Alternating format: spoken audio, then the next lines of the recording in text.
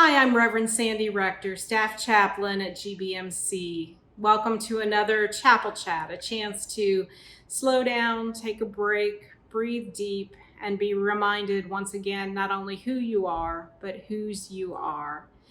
Several of our earlier chapel chats we called spiritual toolboxes, where we explored things like naming our emotions or creating sacred space in the midst of the chaos of our lives these days. Today, I want to talk about another spiritual tool, and that is spiritual journaling.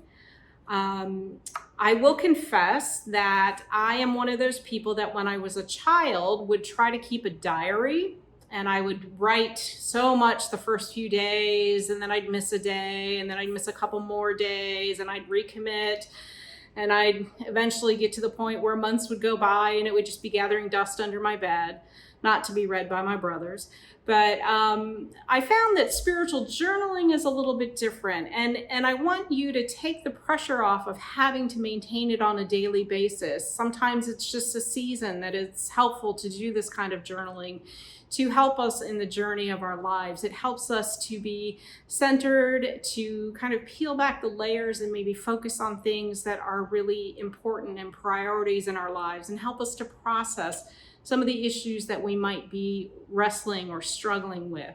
But don't feel like you have to do it forever. Use it for whatever time it's valuable to you for, and take that pressure off.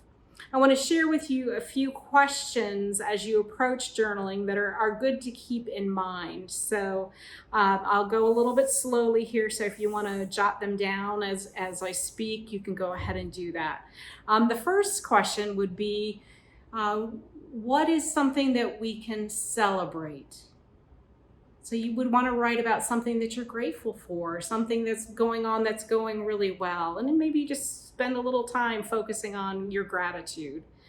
And then the next question would be, what are things that I'm experiencing right now that are obstacles, things that are challenging me? So you might face those things that are creating some problems in your life, and they may be personal, they may be physical, they may be job related, family related, who knows? It's going to be unique to each person. Another good question to ponder as you journal is, if I could do anything with unlimited time, what would that be, and what would it look like? You never know what you might awaken with that question. If I could do anything that I wanted, time being no element, money also being not an element, what would it be and what would it look like? Another good question to ask as you're journaling is, how are you really doing with self-care? Your physical care, your emotional care, your spiritual care. Now keep in mind, this is your journal, and you can keep it locked up. You can write whatever you need to write, or you can leave it out on the counter and know that people will probably look at it. So keep in mind where you have it and what you're sharing. But I want to encourage you to really be honest. How are you doing taking care of yourself?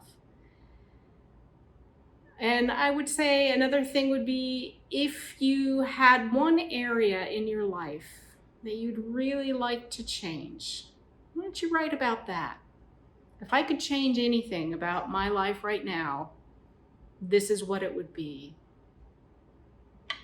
And as you write about that, maybe start thinking about, what would I have to do to make that change? What would I need to put into place? What would I need to take away? Think about that. Another big question, an important question, is, where would I like to go from here?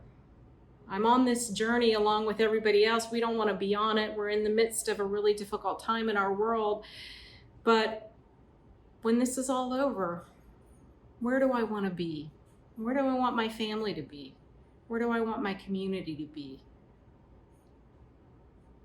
And a final question to think about is,